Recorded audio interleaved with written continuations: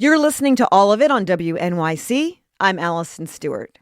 Our March Get Lit with All of It book club selection was the novel A Guardian and a Thief by Megha Majumdar. The story takes place in a future version of Kolkata, India, that has been utterly transformed by climate change. So we were thrilled that for our Get Lit event, we were joined by a musical guest who also calls Kolkata his hometown. Purbayan Chatterjee is a virtuosic sitar player whose work combines Indian classical music with global genre fusion. He has played with Bela Fleck, Herbie Hancock, and the late Zakir Hussain.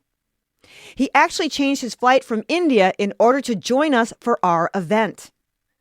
You'll hear my conversation with Purbayan in just a moment, but first, here he is with a special performance alongside tabla player Vivek Bandia.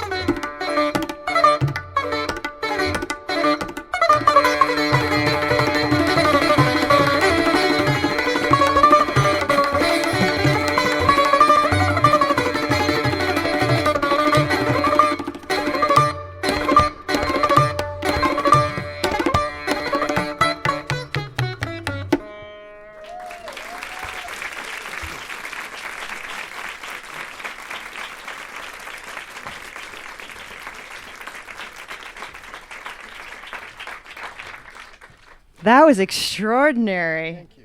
What was the name of that song? So this is a raga which is called Raga Yaman, and then we have various varieties of it, and this was actually called Yaman Kalyan. It almost sounded like, can I say that you were shredding your sitar? Yes, you're allowed to say that. I read in an interview that you said you watched guitar players and it changed the way you thought about how you could play the sitar. Could you explain that a little bit? Yes, lots of guitar players. Actually, I had the good fortune of, and that's how it all started. My foray into jazz music or into other forms of music. I had the good fortune of hanging out and meeting Pat Metheny here in New York. Yeah, in his home studio, and he played my sitar and I played his guitar, and that's how it all started. It's interesting when you think about sort of, you play Indian classical music, but you have broadened out into this global genre of jazz and different kinds of music. When did your interest in jazz really start? So I think early 2000s is when I started listening to a lot of Miles Davis, Ornette Coleman, all of that. And then onwards to this meeting with Pat Metheny was in 2009. And I think, and then I subsequently met people like Chick Corea, Bela Fleck, and onwards to Snarky Puppy. And I got a chance to play with them very recently. And they became great friends of mine. What's challenging about combining traditional music with contemporary music? Well, I think if you forget the tradition and what is contemporary, I think you first need to look at musical language and genre. And every kind of musical culture has its own language and own building blocks. In our case, it's the raga. It's more or less modal in nature, and when you try to connect with any Western form of music, then there's a whole world of harmony out there. But when I started to kind of look at trying to bridge the gap, I first started learning some of the other traditions of the world. And I think I've come to a point where now I think, because the word tradition is just so relative. And I'm quoting the great Ustad Zakir Hussain, and he said tradition is a point in time to which we feel like we are tethered, but it's also a moving point because we redefine tradition at several points. And so I try to kind of keep in mind when I compose or when I write for an album, I try to keep in mind the language that I've been taught, but I also try to keep in mind a language that will be relevant to larger numbers of people. How long have you been playing the sitar? I started when I was 5 years old, a very long time ago. You were a prodigy. You were a prodigy growing up. When did it become clear to you that music was going to be your career? So incidentally, I grew up in the same city as Megha, in Kolkata. And I started learning music at the age of 3, vocal music, and then the sitar at the age of 5. And I went to a school which is called the Calcutta Boys School. And I fought hard with my mom. I always thought that I could do this and I could make a living. And I think she had her doubts about it. I got a lot of support from my dad, though, because he was, he was my guru and he is my guru. And, he's a musician himself. I think in my first year of college, I went to this college called Presidency College. In my first year of college, when I was hanging out with my peers and my, college mates, I found this calling increasingly within me, where I kind of decided that it was either going to be this or nothing else. As you said, you're from Kolkata, and you were involved with making a song for the city. Is that true? I was, and I haven't published it yet. Oh, not yet? Funnily enough, I wrote that song, finished the production. I got some 32 different artists, some of who are no more. And then as I finished mixing and mastering that song, I moved from Kolkata to Mumbai. So I guess I was a little ashamed to publish a song in Kolkata at that point. I understand you have a new album that's going to be coming out. It's not out yet, but what can you tell us about it? This is very exciting for me because I've worked with Mark Lettieri, who is part of the Snarky Puppy band, and we've created this album, which is a potpourri of raga music, of funk jazz, which is what Mark does, and a lot of modern electronica. So I can just say that this album has a lot of tradition and a lot of what's considered contemporary. It's interesting. What do you think people can learn about the way you make music, the way you break down between genres? What can people learn about human behavior that way? I think human behavior Or the way we as deal with one another? yeah, I mean it's so different yet so similar. Right. In my travels across the world, I've seen that I think the fundamentals are the same across cultures, across different countries in the globe. It's only the specifics which differ. There are protocol which there's protocol which changes, and there's maybe language, and there's culture. I think as you interact with larger number of people from larger number of cultures, you begin to learn more about yourself, and that's what goes into writing a book or writing a piece of music. It's all the same.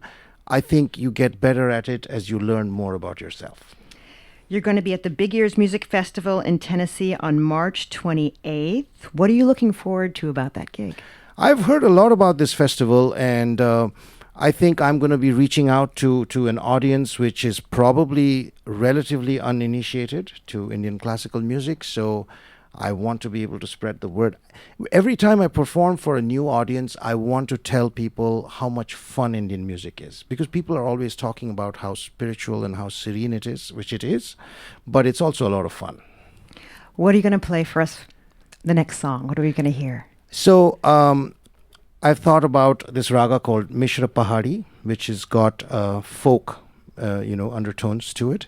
And this is something that I have written for another album, which I'm going to publish in the next couple of years, once this one's out. And it's called Mishra Pahadi. It's in a 6/8 rhythmic cycle.